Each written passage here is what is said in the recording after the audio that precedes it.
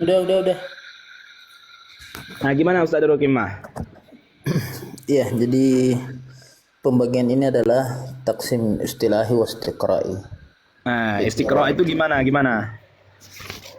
istiqra ya Allah huwa asbur.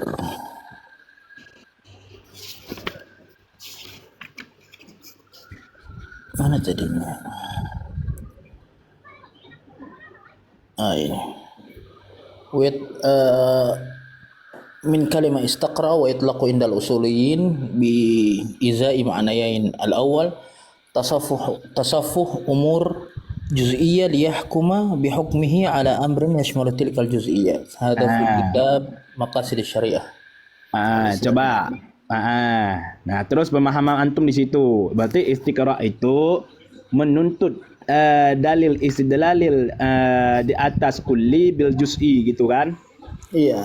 Nah, sekarang pada tauhid ini gimana ini? Mana juzuknya? Ini kan harus kita teliti dulu. Maksudnya ini istidlalil di atas sebagian, kemudian menghukumi di atas sekalian gitu. Berarti ada istidlalilnya. Berarti dia harus meneliti dulu.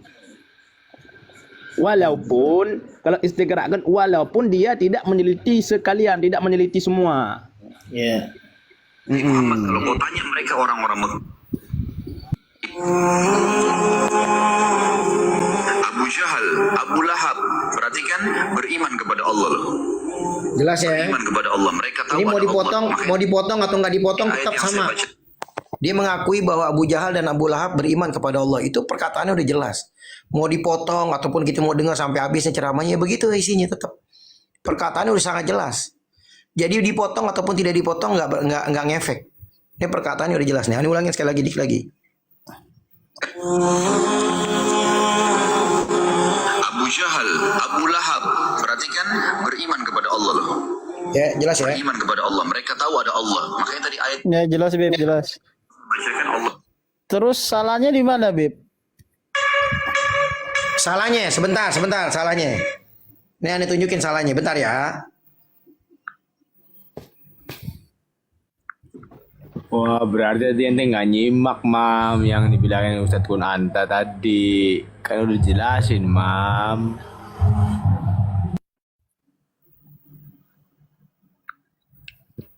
Ini Mam, salahnya Mam. Bertentangan dengan ayat ini Mam. Masa Ustadz kalian nggak tahu? Nih, baca coba. Gak bisa baca Nabib. Tabat yada abi lahabi wa tab ma aghna anhu maluhu wa ma kasab. Terus ada lagi. Nih Mam, di atasnya. Qul ya ayyuhal kafirun. Turuni kepada siapa coba? Waktu qul ya ayyuhal kafirun turuni kepada siapa? Abu Jahal. Waktu mengajak Nabi Muhammad menyembah patung-patung berhala mereka setahun. Tahun depan giliran orang musyrikin Mekah menyembah Allah tahun depannya. Langsung turun ayat ini. Ini kepada Abu Jahal. Yang ini kepada Abu Lahab. Jelas ya? Jelas Beb, jelas. Nah, sekarang aneh ke Ustadz Rokim mah. Jadi Ustadz Rokim mah ini gimana ini kok bisa dibilang bahwa pembahagian tri tauhid itu istiqra? Zat, yang mengatakan ini bukan cuma anak, tapi para ulama lain juga mengatakan. Iya, para ulama. Terus gimana itu istiqra dikatakan di situ? Ada perkataan Al-Ustaz Man Abdul Fattah Abu Quddah Al-Maturidi yang mengatakan juga fahad taqsim istilahi istaqahul ulama mimma jaa fil kitab was sunnah fi mawadhi'in la tuhsa. Jadi kalam tentang ini istiqra ini sudah artinya sudah jelas. Enggak sudah jelas istiqra'atin dhalalah wa kullu dhalalah finnar. Al-kalam zatu taqsim, hal zatu taqsim yani tu'tabar bid'ah. Kalau di kami itu tidak bid'ah. Ya Kalau di khair, kami itu khalas. tidak bid'ah. Gini. Ya khair khalas. Gini. Kalau menurut kawaid yang dibangun oleh Imam Ibnu Is bin Abdul Salam itu malah bid'ah. Lah sekarang bid'ah ini mau diletakkan di mana? Jadi istiqra itu jadi Haram. menurut antum taksim. Bid'ah. Iya, Bid'ah. bid'ah. Istiqra ijtihad itu bid'ah. Masya Allah. Ya khair. Iya, makanya aneh nanya istiqoroh itu pada tauhid itu gimana, Mam? Iya, iya benar ini Ustadz. Artinya saya tidak ngomong asal ngomong ya. Saya di tempat kerja, kalau saya di rumah itu saya bawa datanya itu. Menurut Izin. Imam Izzuddin bin Abdul Salam, itu istiqra itu bid'ah. Ya monggo bid'ah. Enggak gini, Ustaz. Gini Izin bicara. Sebentar Ustaz Gini. Gunanta, izin bicara. Oh iya. Izin bicara bentar. Ustaz Darul Kimah tadi kan Anu dijelasin bahwa ketika tauhid dibagi menjadi 3, Anda belum bicara pembagian itu bid'ah atau tidak ya. Kita masuk kepada materinya. Ketika dibilang rububiyah adalah mengesahkan Allah dalam memiliki alam semesta. Ternyata kalimat Rabbun yang akhirnya menjadi rububiyah itu tidak cuma hanya memiliki alam semesta dan juga penciptaannya, tapi juga Rabbun juga digunakan di dalam ayat Al-Quran untuk a'malul ibad, yaitu perbuatan hamba kepada Tuhannya, yaitu menyembah, mengesahkan Allah, itu menggunakan kalimat Rabbun atau rububiyah yang akhirnya nanti jadi rububiyah. Artinya kita uji materinya di sini ketika mereka mendefinisikan rububiyah adalah khusus untuk af'alul Allah dalam mentadbir, memberikan rezeki dan segala sesuatunya itu menggunakan kalimat Rabbun atau rububiyah, itu kurang tepat.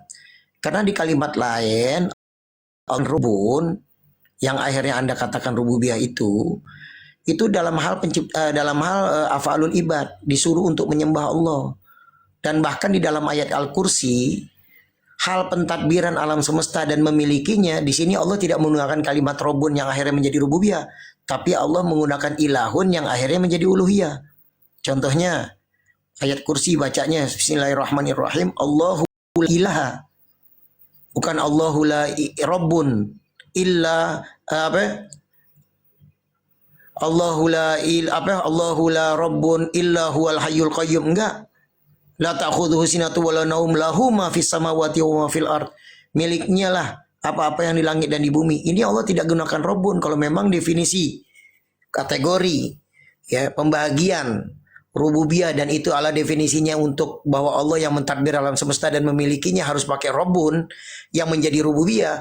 Di sini di dalam ayat Al-Kursi Allah tidak menggunakan Rabbun, Allah gunakan ilahun dalam mentadbir dan memiliki alam semesta. Allahu la ilaha, Allah lah yang tiada ilah.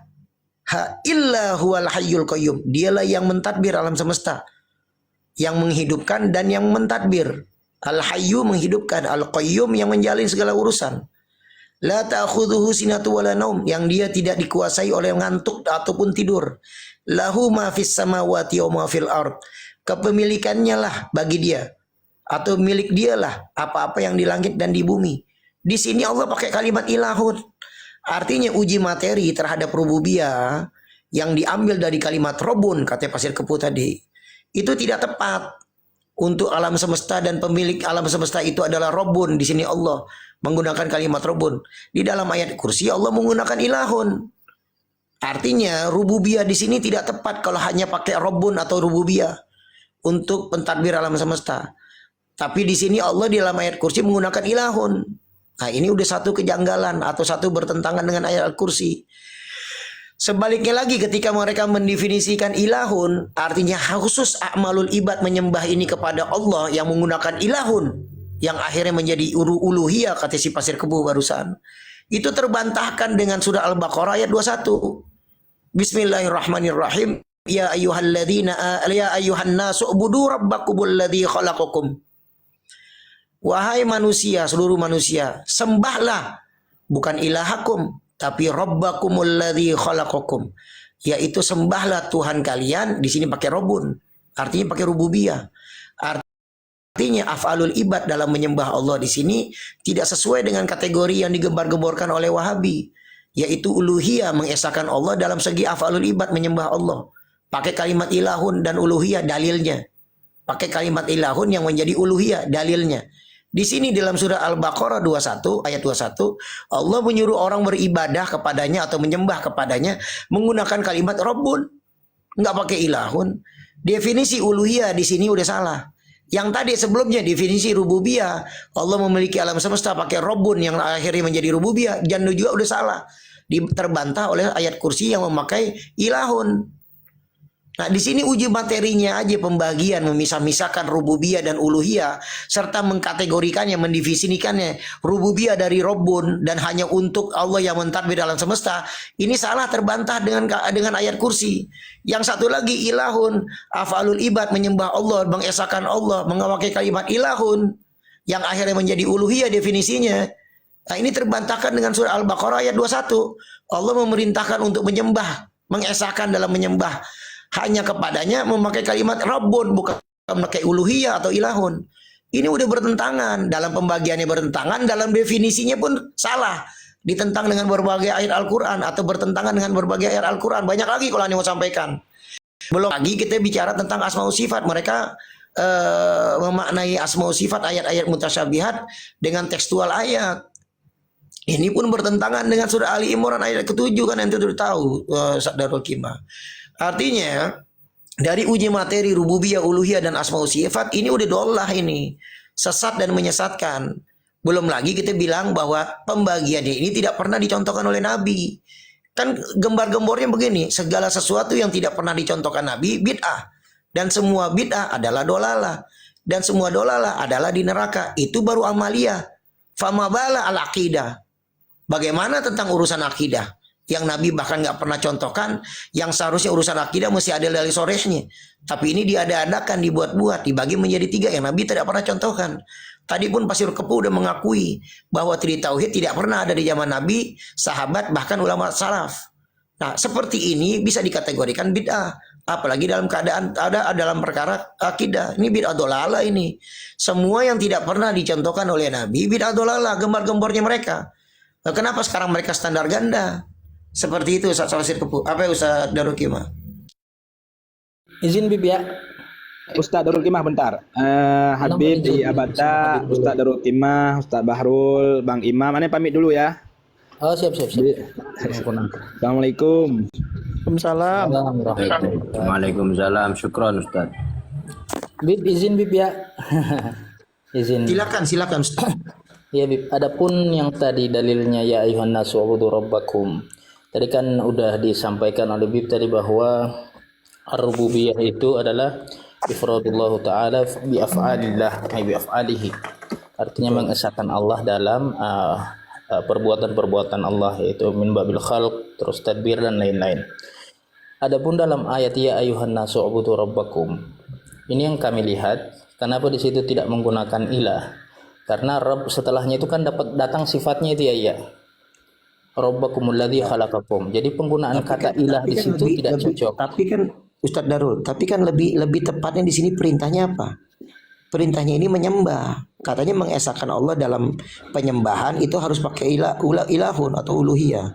Iya. Kalau antum nggak puas dengan ayat ini, Anda bisa tampilkan ayat yang lain. Tidak begini Beb. Sehingga itu ini kalau dalam pembahasan para ulama ini jadi hujjiyatu 'alal musyrikin. Ini jadi ihtijaj bagi mereka. Sehingga itu kalau dikatakan mana yang disampaikan oleh Ibn Taimiyah, ar-rububiyah tastalzim al-uluhiyah.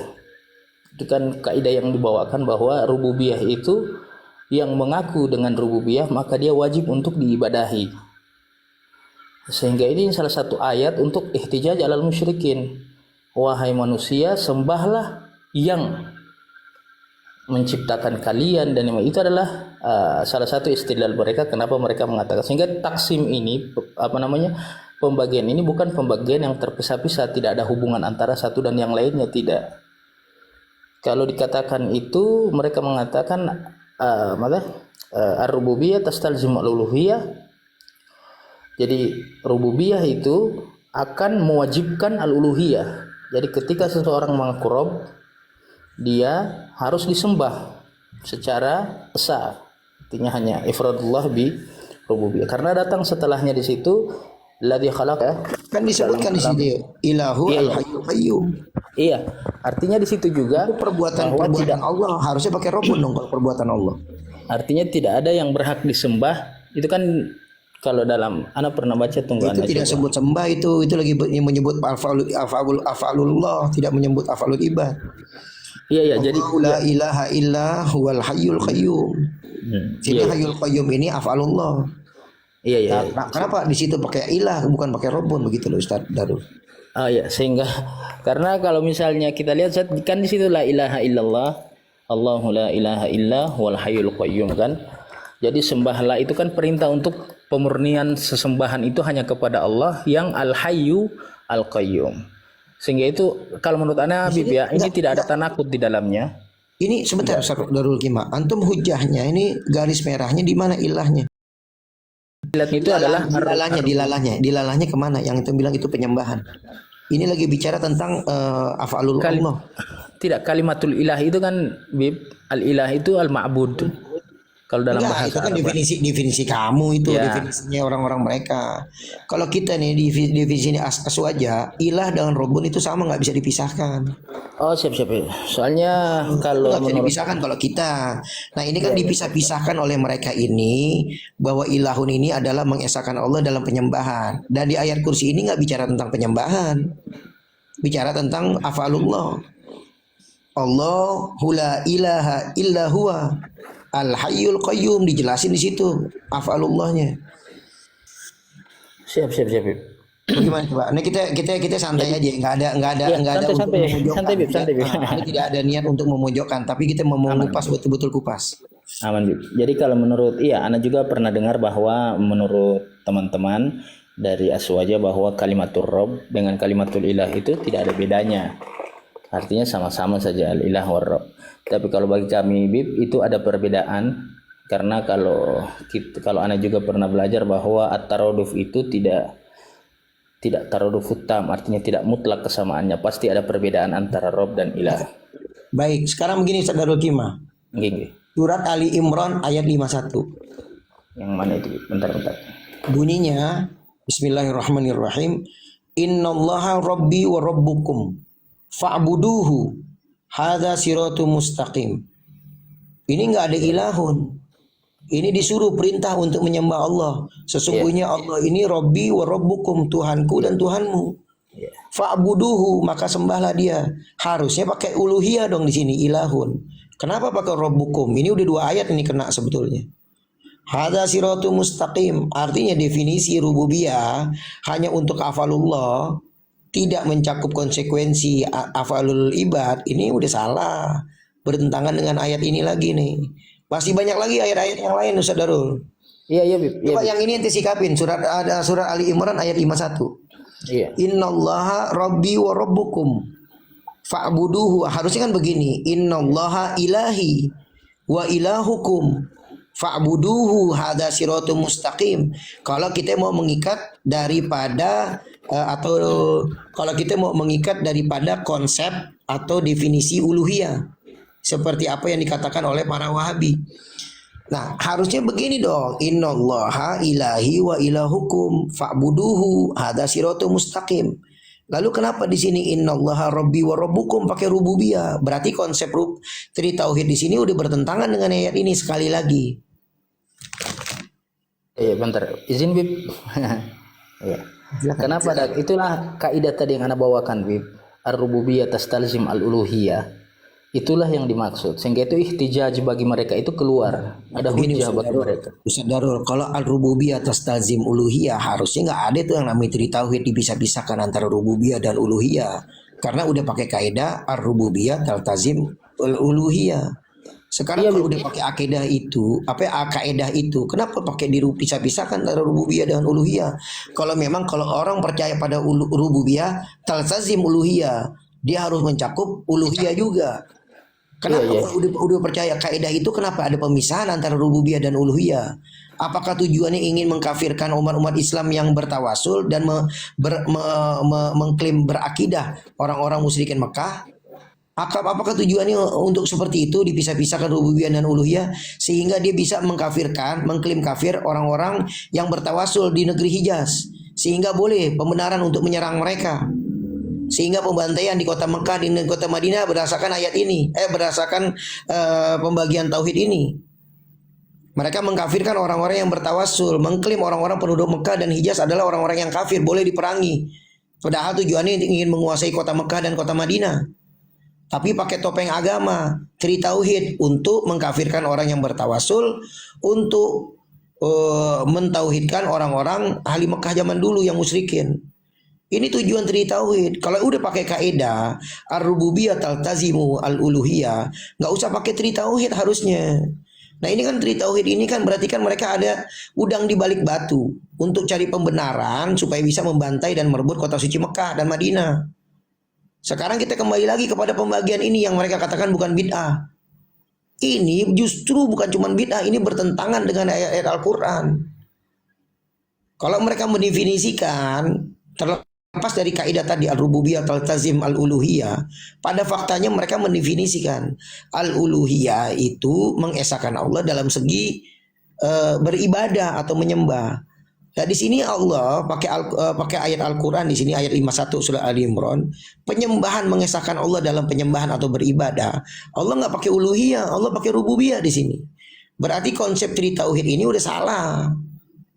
Di uluhiyahnya aja udah salah, bertentangan dengan surah Ali Imran ayat 51. Kalau tadi kaidah tadi kan cuma buat ngeles doangan. Padahal kalau kita godok matang-matang betul-betul, ini kaidah nggak bisa dipakai dalam orang-orang yang berkeyakinan rububiyah dan uluhiyah dipisah. Dipisah kok, pada kenyataannya dipisah. Rububiyah begini, uluhiyah begini. Orang kafir Mekah itu masih bertauhid rububiyah, walaupun uluhiyahnya nggak bisa. Itu kan namanya udah dipisah. Kalau udah bicara begitu namanya udah dipisah. Rububiyah dan uluhiyah dipisah. Ngapain pakai kaidah-kaidah al-uluhiyah, al-rububiyah, taltazim al-uluhiyah? Ini kan cuma ngeles-ngeles aja ini, Ustaz Darul. Artinya begini, Bib. Kalau itu taltazim ya, harusnya Abu Jahal itu ya sudah beriman dengan rububiyah sekali. Kan gitu ya. Dengan uluhiyah sekali. Dengan uluhiyah sekali. Kalau taltazim ya, kalau saling melazimi ya. Artinya kalau seandainya orang yang beriman rububiyah itu mencakup, dia otomatis beriman uluhiyah. Berarti kalau dikatakan Abu Jahal itu beriman rububiyah, dia mencakup udah uluhiyah dong, berarti beriman dong. Satu, itu dia bertentangan dengan fakta ya. Yang kedua, kalau yang dimaksud dengan ar-rububiyah taltazim al-uluhiyah, kalau udah beriman ar-rububiyah, maka dia harus beriman menyembah Allah. Tapi Abu Jahal enggak, begitu seandainya. Nah, berarti kan ini seolah-olah tidak memisahkan antara rububiyah dan uluhiyah. Tapi pada faktanya melahirkan konsep bahwa Abu Jahal dan Abu Lahab mereka beriman. Tadi Khalid Basalamah ada rekamannya. Iya, itu makanya Wandi gini. Karena mereka meyakini bahwa Allah itu ada, Allah itu pencipta. Ini kan berarti udah dipisah-pisah. Kalau mereka menolak uluhiyah, tapi mereka sudah beriman dengan rububiyah. Kalau taltazim itu kan otomatis. Orang yang mengimani rububiyah, kalau otomatisnya ya sekali uluhiyah. Itu kalau taltazim ya. Itu kalau taltazim, tapi kalau bahasanya begini, ar-rububiyah tulzimuhu al-uluhiyah. Orang yang bertauhid rububiyah maka dia harus juga mengimani tauhid uluhiyah. Itu baru kalimatnya yulzimuhu al-uluhiyah, itu baru begitu. Tapi kalau yang kalimatnya al-rububiyah taltazim al-uluhiyah, itu seperti yang Yai Abata katakan, siapa yang beriman rububiyah otomatis uluhiyah. Tapi kalau yang Ustaz Darul maksudkan, siapa yang beriman rububiyah, maka dia juga harus beriman uluhiyah, dia harus menyembah. Abu Jahal ini fail dalam menyembah uluhiyah. Nah, itu kalimatnya kaidahnya harus begini. Ar-rububiyah yulzimuhu al-uluhiyah. Bukan taltazim. Begini Beb, yang Anda sampaikan tadi bukan yaltazim, tapi yastalzim. Ana tidak, yang dimaksud tadi itu bahwa ar-rububiyah tastalzim al-uluhiyah. Artinya secara bahasa Indonesia artinya gimana coba? Artinya barang siapa yang mengaku rububiyah, bahwa menetapkan rububiyah kepada Allah Subhanahu wa taala, maka wajib baginya untuk menyembah Allah dengan esa. Itu maksudnya dalam Ustaz Darul Afwan. Istilzam itu letterlek secara bahasa, bukan kalau wajib itu kurang tepat Ustaz. Istilzam ada huruf kita untuk melazimkan bahwa ibadah itu hanya untuk Allah Subhanahu wa taala. Berbeda lagi kalau yang dibawakan tadi kayak iltazama yaltazim yang tadi yang khumasi tadi. Kalau lazim itu ada infikak. Lazim Ya. akli. Adamul infikak ini ada lazim fil dhihni, lazim fil kharij. Lazim fil dhihni bimaknal am bimaknal khas. Rububiyah dan uluhiyah ini lazim fil dhihni atau fi kharij. Mengingat rububiyah itu artinya banyak loh. Ya kalau Itu artinya sebenarnya banyak. itu enggak ini ya, enggak masuk ke detailnya seperti itu. Itu Enggak masuk Tapi yang anak apapun pahami itu, dari kalam ulama. Darul Gimah, apapun itu, seandainya nih kita ini ikut ke inti ya, ikut ke inti pemahamannya. Orang yang beriman kepada rububiyah dia harus juga beriman kepada uluhiyah. Lalu itu kan seolah-olah kan satu sama satu kesatuan. Kenapa dipisah? Ada rububiyah, ada uluhiyah, bahkan melahirkan pengertian Abu Jahal dan Abu Lahab. Perhatikan, mereka beriman kepada Allah. Ini kan hasil daripada pembagian tauhid, akhirnya menghasilkan pengertian apa yang diucapkan oleh Khalid Basalamah. Karena dipisahkannya rububiyah dan uluhiyah, walaupun ada kaidah tadi yang dia bilang seperti itu. Kalau aneh bilang itu mah ngeles-ngeles aja. Ini fakta di lapangan, orang-orang yang membagian rububiyah dan uluhiyah itu mereka memisahkan. Enggak harus yaltazimu atau taltazimu al-uluhiyah. Ini buktinya di lapangan, orang-orang yang membedakan, yang membagi tauhid menjadi tiga, mereka memisahkan antara rububiyah dan uluhiyah. Sehingga menghasilkan ada pemahaman yang mengatakan bahwa Abu Jahal dan Abu Lahab beriman rububiyah kepada Allah. Berarti ini udah dipisahkan. Karena disebutnya beriman. Kecuali kalau dibilang begini, Abu Jahal dan Abu Lahab, dia tidak beriman kepada Allah walaupun dia tahu Allah itu pencipta. Karena rububiyah itu mewajibkan seseorang itu uluhiyah. Karena rububiyah mewajibkan orang itu uluhiyah, Abu Jahal walaupun dia mengakui Allah yang menciptakan, dia gak disebut bertauhid rububiyah. Karena rububiyah mewajibkan orang itu harus uluhiyah, menyembah Allah. Ini gak disebut beriman Abu Lahab dan Abu Jahal. Itu baru cengli. Nah, tadi kan ceramahnya Abu Jahal dan Abu Lahab, perhatikan, mereka beriman kepada Allah. Ini gara-gara dipisahkan rububiyah dan uluhiyah. Tiba-tiba keluar kaidah ar-rububiyah taltazim uluhiyah. Ini mah ngeles aja ini.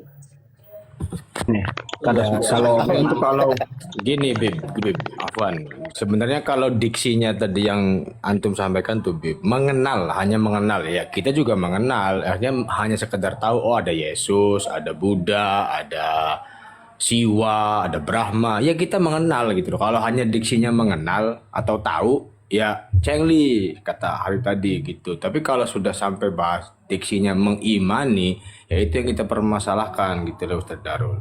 Begitu kira-kira. Artinya mengimani begini bisa disebut oleh Khalid Basalamah, mereka tuh mengimani Allah. Artinya kan konsep rububiyah ini berdiri sendiri. Mengenal Allah sebagai pencipta aja itu udah disebut beriman gitu loh. Tidak yaltazimu al-uluhiyah. Dia berdiri sendiri. Artinya nggak bisa dikatakan orang yang berububiyah nggak bisa disebut beriman kecuali dia juga uluhiyah. Seperti tadi yang dikatakan dalam kaidah itu tersebut. Bukan sekedar percaya, Bib. Iman itu harus tasdik. Nah, ini beriman loh, ucapannya beriman. Ini kan gara-gara kenapa? Gara-gara tauhid dipisahkan. Rububiyah itu berdiri sendiri. Rububiyah berdiri sendiri menurut Wahabi. Kalau kita kan bilang rububiyah dan uluhiyah satu kesatuan. Kalau menurut Wahabi rububiyah berdiri sendiri. Buktinya apa ya? Tadi ucapan Khalid Basalamah.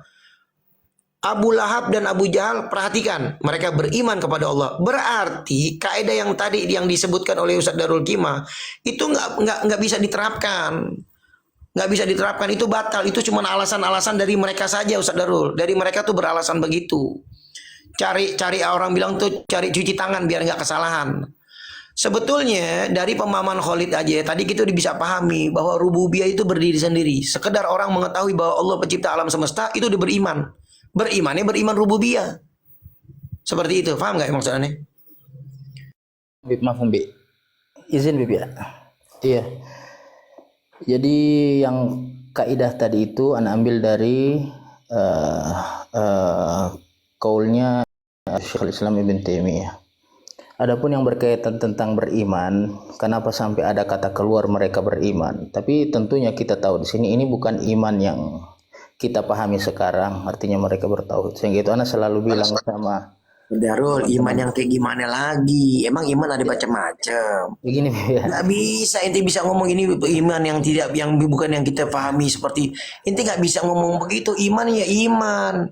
Orang barang siapa yang imannya sebesar biji sawi masuk surga loh. Nggak pakai dibagi lagi itu iman yang seperti mana, iman yang seperti mana. Sebesar biji sawi ada iman masuk surga. Walaupun dicuci dulu. Berarti Abu Jahal, Apakah tarif berarti Abu imannya Jahal sama Abu Lahab nggak, Bib? masuk surga dong nanti setelah dicuci. Terus buat apaan kita rame-rame waktu di dunia sampai perang-perang? Bib. Sabar, Bib, sabar. Ya, siap. Tarif iman dulu, Iskandar dulu. Tarif iman. Izin, Bib. Ya, jadi kenapa Anda bilang tadi iman di situ? Karena kalau memang tidak ada iman dari mereka, yang pertama alasan kenapa mereka mengatakan bahwa musyrik Arab itu ada imannya kepada Allah, artinya bukan iman secara keseluruhan, tapi mereka mempercayai bahwa Allah adalah pencipta dan yang lain-lain. Itu dalam surah Yusuf juga itu sudah ada 106. Yang kedua, kalau kita nafikan iman, maka ihtijaj terhadap mereka itu akan menjadi lemah. Seluruh ayat-ayat rububiyah yang datang itu adalah ihtijaj untuk musyrikin. Maka kalau kita menafikan iman mereka terhadap Allah sebagai sang pencipta dan mudabbirul muhyi wal mumit itu, maka quwwatul ihtijaj minallah lahum alaihim itu akan jadi lemah juga. Begini ya. Itu satu analisisnya ya. Karena yang mengatakan beriman ini bukan mereka yang baru-baru sekarang. Yaitu ketika yang Anda dengar-dengar juga kan kalau nafi-nafi menjadi isbat. Maka dalam kaidah itu wa ma yu'minu Aduh, inti bilang tadi karena yang mengatakan beriman ini bukan orang-orang yang baru iman sekarang. Siapa yang maksud antum? Iya. Maksud antum siapa yang mengatakan ini beriman dan siapa yang baru beriman baru-baru ini sekarang tuh siapa? Yang baru-baru yang dituduhkan bahwa Wahabi dan yang lain-lain, Ustadz Khalid juga. Oke, sekarang yang inti bilang beriman maksud saya inti itu klaim dari Ibnu Taimiyah. Itu kita bahas tentang Ibnu Taimiyah sekarang.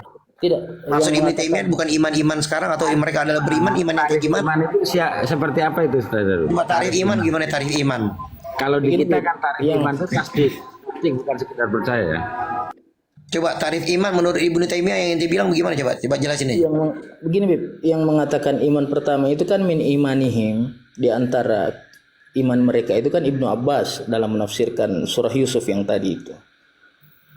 Dan dinukil juga dari Ikrimah dan Mujahid salah satu talabah Ibnu Abbas. Jadi mereka yang mendahului perkataan itu dalam tafsir surah Yusuf ayat 106. Jadi bukan artinya ini perkataan, tapi di sini dalam ayat itu kan muncul dua tanakut di situ. Allah mengatakan mereka beriman tapi mereka syirik, sehingga itu dijelaskan detailnya seperti apa iman mereka. Kok bisa ada kata iman dan syirik berhadapan? Iman itu takrifnya ada dua, ada menurut lughat, ada menurut istilah. Kalau menurut lughat, iman itu percaya. Kalau percaya ini di setiap manusia ada iman ini. Akan tetapi al-lughat latuh kamu. Ini permasalahannya di sini. Ketika al-lughat latuh kamu tidak bisa dimasukkan ke materi rububiyah. Karena rububiyah untuk membedakan tauhid, untuk membedakan sifat Tuhannya Islam dan selain Islam. Gitu. Sehingga itu Ana bilang tadi, kalau memang mereka ini, Ana yakin dari seluruh yang belajar Islam bahwa tidak ada yang mengatakan secara umum bahwa orang musyrik Quraisy ini beriman secara utuh, tidak. Karena kita tahu mereka juga diperangi oleh Nabi. Kenapa diperangi? Karena mereka tidak mau menyembah Allah untuk esa itu secara esa, secara murni. Begini Ustaz, Itu kan tadi kan ar-rububiyah tastaljimul uluhiyah tadi seperti itu ya. Makanya sekarang kita berangkat dari iman. Menurut lughat, iman itu adalah percaya. Nah, ketika percaya itu adalah rububiyah. Ketika rububiyah itu adalah uluhiyah. Berarti orang kafir itu bertauhid, mengesahkan Tuhan loh. Tidak, bukan begitu penjelasannya. Ya nanti dulu, kalau bukan begitu dirubah dulu, tastaljimunya dirubah karena itu dilalah iltizamiyah loh. Dilalah iltizamiyah itu adamul intikak. Begini Ustaz, istilzam itu kalau dalam bahasa Indonesia apa Ustaz? Lazim, artinya adamul intikak itu. Iya, jadi artinya dalam bahasa Indonesia apa? Kalau aneh memahami otomatis bahasa Indonesianya otomatis. Otomatis atau Bukan, identik. istilzam bukan otomatis tuh. Oh, Istilzam bukan Wazannya seperti otomatis. itu wazannya. Begini Bukan bang, istilzam sudah sih. Istilzam Jadi yang memerlukan dan yang dibutuhkan istilzam enggak? Adamul intikak tidak? Iya. Adamul intikak. Tidak terpisah.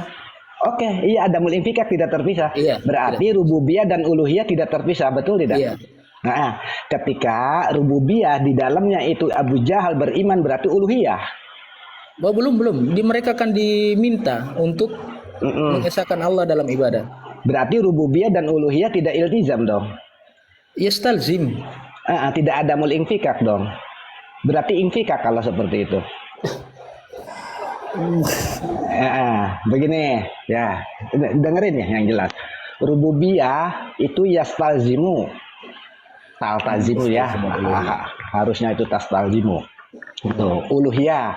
Berarti ini ada mu'infikak antara rububiyah dan uluhiyah. Ketika rububiyah jelaslah uluhiyah, ketika uluhiyah jelaslah rububiyah. Begitu ya? Dunal aks ya, Yai. Hah? Dunal aks. Dunal aksi. Iya, dunal aks. Berarti nisbat rububiyah sama uluhiyah umumun wa khususun bil itlaq begitu. Iya, jadi kalau yang dikatakan Syekh Ibn Taimiyah itu ar-rububiyah tastalzim al-uluhiyah wal uluhiyah tatadammanu ar-rububiyah. Oh, berarti bukan tastalzim itu pengertiannya, karena tastalzim itu iltizamiyah, dilalahnya itu dilalah iltizamiyah. Nah, ini perbedaan mantiknya Ibnu Taimiyah dengan para ulama salaf mungkin di sini. Coba sekarang mantiknya Ibnu Taimiyah tentang tastalzimu itu seperti apa pengertiannya? Ilmu mantiknya Ibnu Taimiyah. Tidak bicara di mantik, Yai. Ya, kalau sudah bicara tastalzimu itu sudah mengarah ke mantik. Kalau tidak mau mengarah ke mantik jangan bawa tastalzimu dong. La al-aslu an nafham al-lugha, Yai. Begitu. Fil juz'iyat. Awal syai' al-faham, yakni Bahasa Indonesia saja, saya tidak paham bahasa Arab, Bang. iya, artinya ketika kita sudah memahami teks, jadi kita tidak butuh kecuali untuk yang ingin takhusus ke dalamnya. Kita sudah Ini memahami. arti istalzama. Istalzama ini artinya. Apa itu ya? Anak nggak bisa baca ya, nggak kekecilan kayaknya. Maka ditangkap. Istalzama ini artinya memandang wajib ataupun memandang perlu ataupun memerlukan ataupun Iya, menghendaki. Iya, memerlukan, iya. Membutuhkan, memerlukan. Dalam kamus Al-Munawwir. Iya, dalam sama dengan yang Menjadikan dimana juga. iltazamal amal aujabahu ala nafsihi. Menjadikan atas dirinya. Ini menjadikan. Jadi artinya ini banyak. Jadi tastalzimu di situ apa artinya, mana yang mau diambil? Istalzama itu memerlukan, membutuhkan. Kalau mau di Indonesiakan. Kalau mau dalam pengertian bahasa untuk dipermudah kepada orang lain, artinya ketika kita mengakui bahwa Allah adalah Rabb, maka wajib bagi kita untuk mengesahkan Allah dalam ibadah. Itu bahasa mudahnya. Oke. Kenapa penggunaannya itu tastalzimu tidak tahtaju?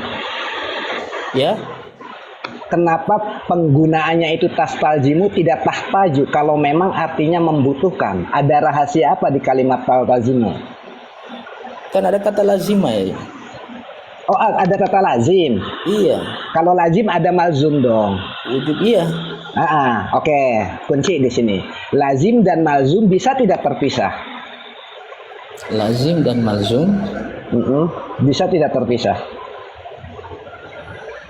Maksudnya terpisah di sini, apakah ada yang menganggap bahwa apakah ada yang Begini. pasti ada yang tidak, ada yang Contoh